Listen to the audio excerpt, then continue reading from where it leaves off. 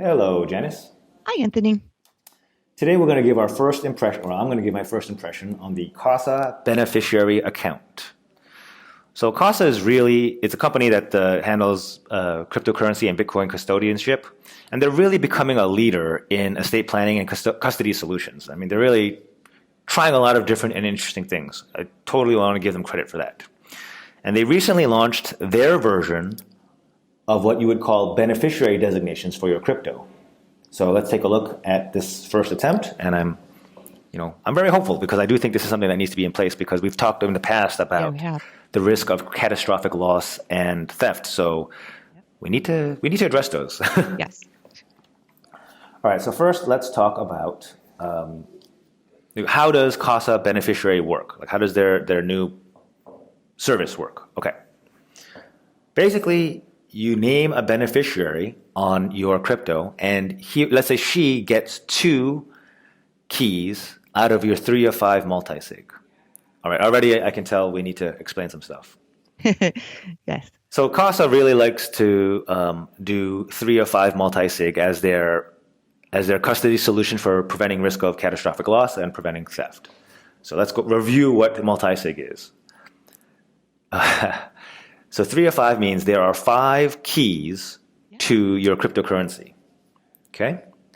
And at any time, for any transaction, you need 3 of those 5 to execute a move, whether it's to take it out or to buy, sell, whatever. Okay? And then usually how it's set up is, while you're living, and let's use that example, you have two of the 5 keys. Your attorney has one, your estate planning attorney, in case you pass away. The company Casa has one, sort of as an entity gatekeeper, and then in this scenario, your beneficiary has 2, right? Okay. So how does that work? While you're living, actually, I think you have 3 while you're living.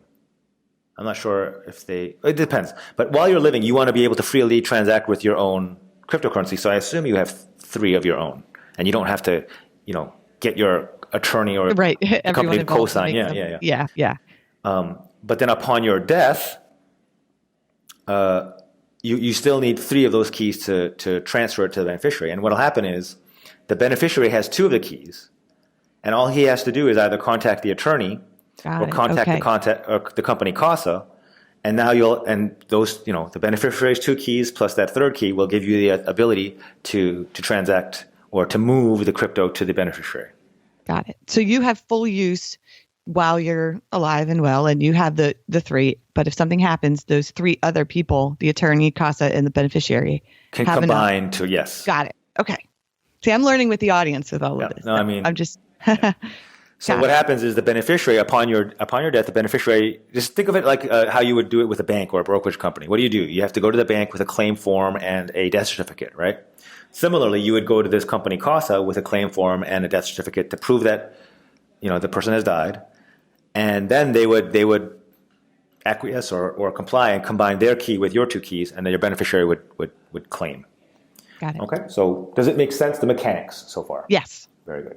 So let's go a little deeper and analyze and think about, all right, is this a good plan, or what are some of the pros and cons? It's an interesting one. I like the attempt at least. So there are definitely pros. Number one, it avoids probate, for better or for worse. And better meaning I can't even imagine the surrogates court having to deal with cryptocurrency. So Oh boy. it would be a nightmare, right? Yeah. But what I mean by it could also be worse is when you avoid probate, you avoid certain checks and balances. And you avoid the ability for a child to contest if he's been disinherited wrongly. Or you avoid, if you, like I say, in your old age, somebody took advantage of you and made themselves beneficiary, it's harder to undo that outside of probate court. So probate court does have its purpose. I know it's Yeah. it's slow and a drag, but the reason it's slow and a drag is because there are checkpoints and mechanisms to stop bad things from happening. Yep. Making sure everything is done correctly. Right. Right. The right people get what they're supposed to get. Yeah.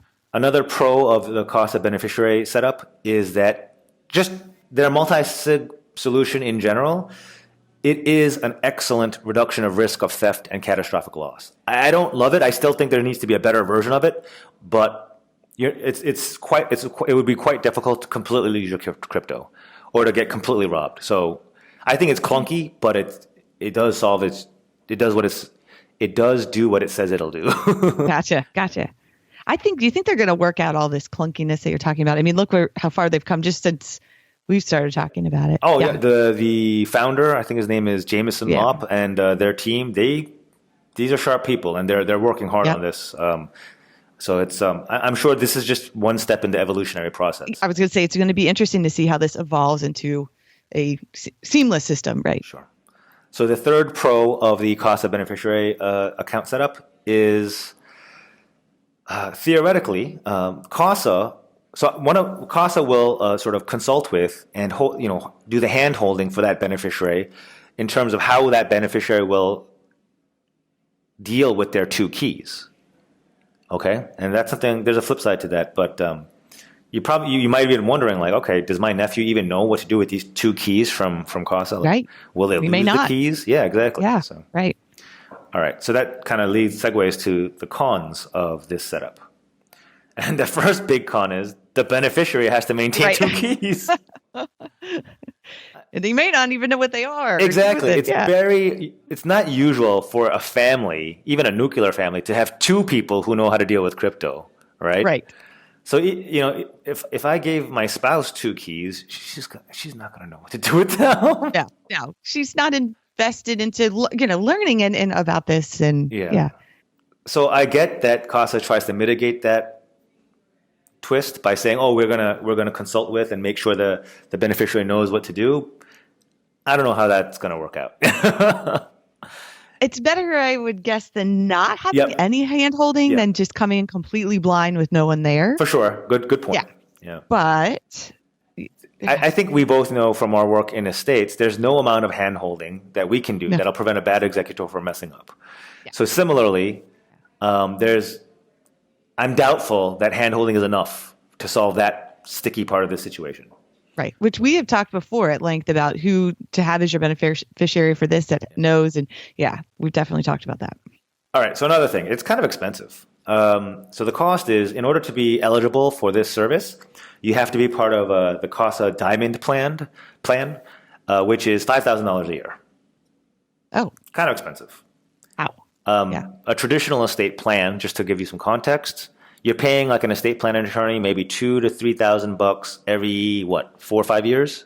Yeah, at the most, sometimes 10 if, Probably 10. if you're young. Yeah, it's like, no, So this is 10, expensive, but forget. yeah, this is expensive, but That's one time. Wow, that's $5,000 a year, huh? yeah.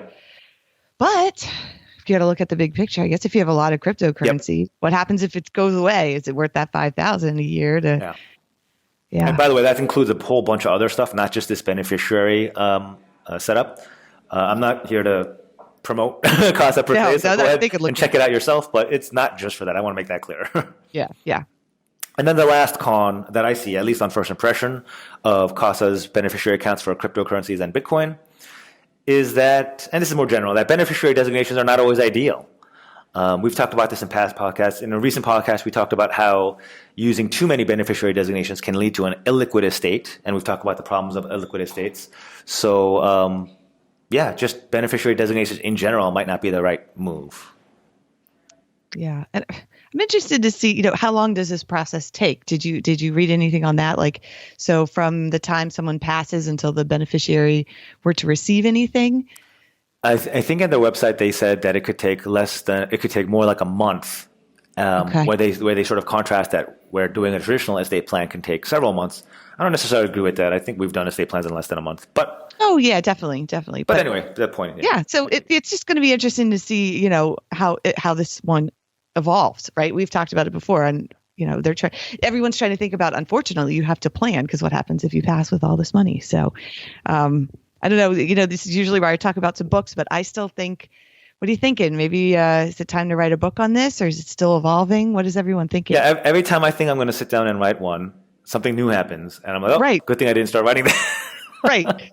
You do just lots of maybe a chapter a month or something. One of those things where I know that is tough because this is changing. I mean, if we get enough so positive fluid. feedback, I'll definitely sit down and write a very quick and short guide that has high-level principles that don't seem to change. But a lot of the nitty-gritty detail seems to be evolving very quickly. So Yeah. I wouldn't want to waste my time writing it. That seems more suited for the podcast. Yeah. Yeah, absolutely. But you know what? I agree with you though. If it's just the high level to show somebody how to do it and what to do, that might be a really good guide, especially when you have these heirs that simply don't know. Cool. I think that's it then. Yeah, give us the feedback on whether or not a guide is something you'd be interested in. Otherwise, just keep on listening. Thanks for tuning in, and thank you, Janice, as always. Thanks. We'll talk soon. Bye now.